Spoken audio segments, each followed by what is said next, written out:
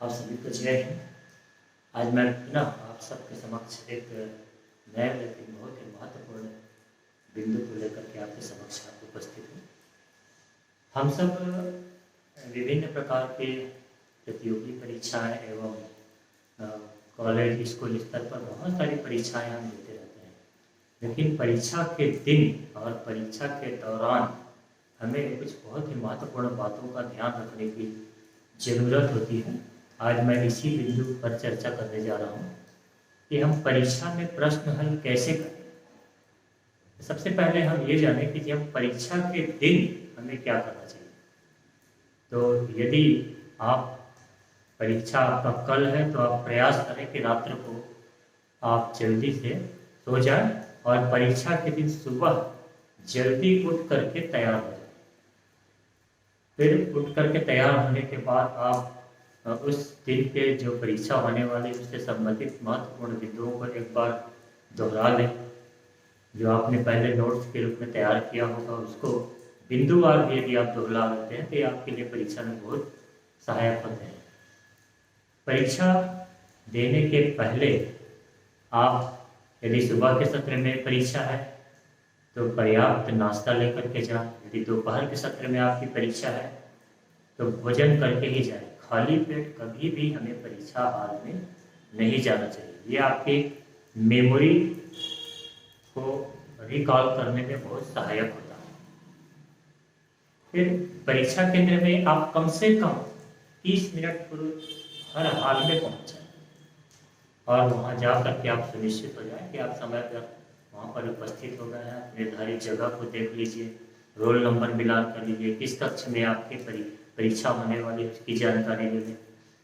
परीक्षा केंद्र में पहुंच करके आप वहां पर बिल्कुल भी पढ़ने का प्रयास न करें, ना ही अपने साथियों से किसी भी तरह की चर्चा करें।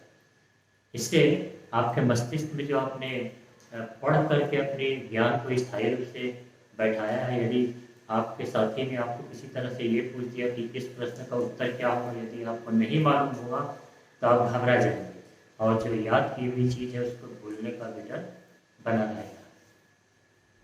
फिर प्रश्न पत्र जैसे ही आपको परीक्षा हाल में मिलता है, आप पूरे प्रश्न पत्र को बहुत ही इत्मीनान से और अपने पूर्ण आत्मविश्वास से उसको एक बार पूरा पढ़ लीजिए।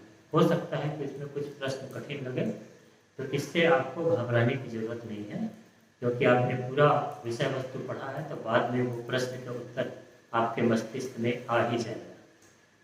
और जब आप पूरा प्रश्न पत्र पढ़ लें तो आप उसमें देखिए कि कौन सा प्रश्न आपको ज़्यादा सरल लग रहा है या आसान लग रहा है, उसको सबसे पहले हल करें। तो सरल प्रश्नों को आप धीरे धीरे हल करते जाएंगे तो आपको आत्मविश्वास बढ़ता जाएगा। फिर प्रश्न हल करते समय आपको दिए गए शब्द सीमा और निर्धारित समय का भी ध्यान रखने की जरूरत है और उसी समयावधि में आप पूरे प्रश्नों का उत्तर लिखें। फिर सभी प्रश्नों का उत्तर आप जरूर लिखें। कई बार होता है कि हम कुछ प्रश्नों को ज़्यादा समय दे देते हैं और इसके कारण से हमारे कुछ प्रश्न छूट जाते हैं। निर्धारित समय में हम उसको नहीं लिख पाते, जिसका हमें नुकसान उठाना पड़ता है।